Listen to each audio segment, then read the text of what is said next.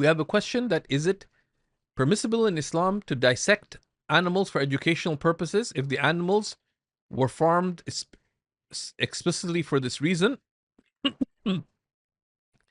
So education, particularly when it's needed education, right? In the sense that someone is training to go into that field of science, etc., then in general, Allah's creation is honored and we do not take life except when there is a clear need. Now, eating is a clear need.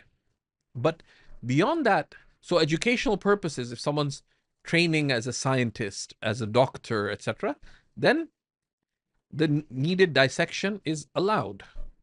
But one has to be careful. I remember when I was in high school in Spain, we dissected various different little creatures. And I, for example, had no interest in biology at all. I passed because of a diligent female student in the class whose notes I borrowed, because I'd actually ripped up my biology notes after the last class before the final exam. So was there a need for me to dissect or for our group to dissect an animal? No. So dissection of an animal is allowed when there is a need, educational or scientific, etc.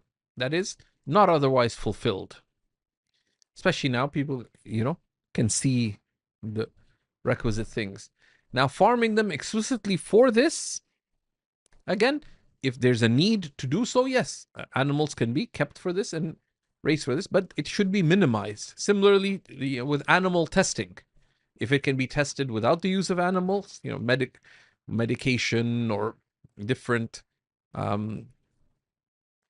medical or cosmetic products, etc. But human health and well-being could be a consideration. But exceptions are kept exceptional and they are minimized. So specific scenarios, one should consult with the scholars regarding that.